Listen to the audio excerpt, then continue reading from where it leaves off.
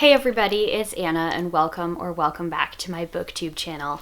Today I want to share with you what is, I think, going to be the best book that I have read all year and 5 reasons why I think you should read it as well. And that book is Under the Sea Wind by Rachel Carson. This is a classic of American natural history writing. It was first published in 1941, and Rachel Carson went on to write many other books about the environment, including 2 more books in her Sea Trilogy and Silent Spring, which is the conservation classic that I think she is most well known for. So let's talk about the 5 reasons why I loved this book and why I think you should read it as well. The first reason is that this book is the perfect fusion of both science and poetry designed to capture the wonder of the natural world. If you're anything like me, you probably also get really frustrated at this arbitrary divide that our modern world and our education system has put between things like literature, the arts and humanities, and the sciences. I have always been of the opinion that the one necessarily informs the other, and that you're really incomplete if you are trying to get through life on just art alone or science alone. This book perfectly synthesizes the two in a way that's just so delightful to read. The second reason you should read this book is that you will learn so much.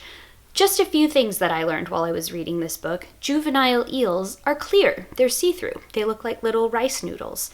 Anglerfish eat birds. Who knew? Just all sorts of really interesting facts about animals and ecosystems and the natural world. The third reason you should read this is that she puts you in the mind of whatever creature she is writing about without overly anthropomorphizing. At the beginning of the book, she actually talks about how when she says that a fish is hiding in fear, it's not that the fish is necessarily feeling fear in the way a human being would, but rather it's behaving as though it were afraid. She also makes sure that for the names of the animals that she writes about, she uses either the scientific or the indigenous names for the animals as their proper names when she's writing about a specific one. I really loved this. It put me in mind a lot of Ed Yong's writing about animal senses in An Immense World, but also of the way that T.H. White writes in The Sword and the Stone when he talks about Arthur being transformed into a fish or a bird and what that experience is like for him. The next reason to read this book is that you will come to appreciate the life cycle of the ecosystem itself, which in this case is the ocean, in addition to the life cycles of the animals she writes about.